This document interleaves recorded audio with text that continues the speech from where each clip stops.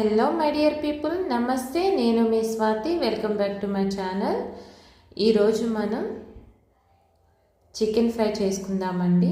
అది కూడా గ్రేవీ లాగా ముక్కకి పట్టుంటుంది. చక్కగా రైస్లో కలుపుకొని తినేయచ్చు. ఏ రసంతో పని లేకుండా నేను చెప్పినట్లు చేయండి, చాలా టేస్టీగా ఉంటుంది. దీనికోసం ముందుగా స్టవ్ వెలిగించి ఒక బాండీ పెట్టుకోండి.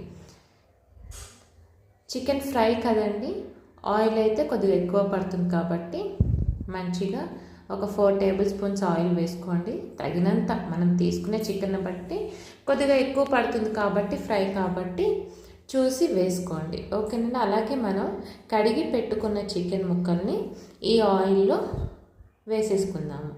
చక్కగా స్ప్రెడ్ చేసేసుకొని చికెన్ మొత్తం కూడాను ఈ చికెన్లో నుంచి వాటర్ కంటెంట్ అనేది దిగుతుంది కదండి, దాంతోనే ముక్క ఉడికిపోతుంది. మనకి చికెన్ని వేసిన తర్వాత చక్కగా మిక్స్ చేసేసి మనం మూత పెట్టేద్దామండి.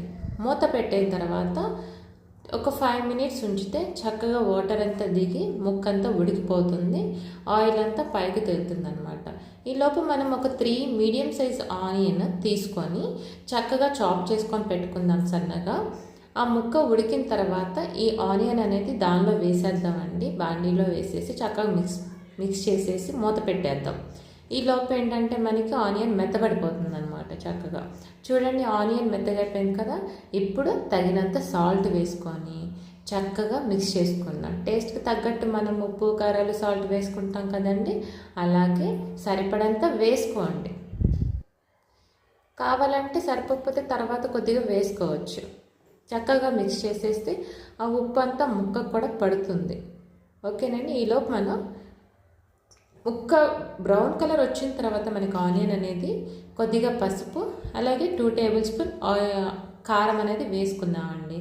కారం అనేది మనం ఎంత తినగలమో అంత వేసుకుంటే సరిపోతుంది. ఇంత అంత నేను ఎంత వేసాను అంతే వేయాలని లేదు, నాకన్నా ఎక్కువ తినేవాళ్ళు కూడా ఉంటారు కదా. సో మీ టేస్ట్ తగ్గట్టు మీరు వేసుకోండి, సరిపోతుంది. కొంతమంది అయితే కళ్ళల్లో నుంచి కన్నీళ్ళు ఎలా రావాలి, పొగలు రావాలి చెవుల్లో నుంచి, అంత తింటారు కదా కారం. మీ ఇష్టం, మీ చాయిస్ ఇది. అలాగే అల్లం వెల్లుల్లి పేస్ట్ వేసుకోవాలి కదా, ఒక టేబుల్ స్పూన్ అల్లం వెల్లుల్లి పేస్ట్ వేసుకోండి. వేసుకున్న తర్వాత తిప్పేసి మిక్స్ చేసేసి మూత పెట్టేయండి. చక్కగా పట్టేస్తుంది, ఆ పచ్చివాసన కూడా పోతుంది. తర్వాత మనం దీనికి మసాలాలు వేసుకుందామండి. గరం మసాలా, చికెన్ మసాలా వేసుకున్నాను. నా దగ్గర అయితే రెడీ టు బయట దొరుకుతాయి కదండి, ఎంటీఆర్ ఉంటే అవి వేసుకున్నాను అనమాట. మీరైతే చక్కగా కుదిరితే కనుక, నాకు పిల్లలు ఉన్నారు కదా, కుదరదు అనమాట. చక్కగా మసాలాలు వేసిన తర్వాత మూత పెట్టి ఒక 3 మినిట్స్ ఉడకనియండి. ఉడకనిచ్చి పట్టిన తర్వాత మనం పచ్చిమిర్చి చీల్చి వేసుకుందాం. తర్వాత ఒక 2 మినిట్స్ మూత పెట్టి తీయండి, మగ్గిపోతాయి పచ్చిమిర్చి కూడా.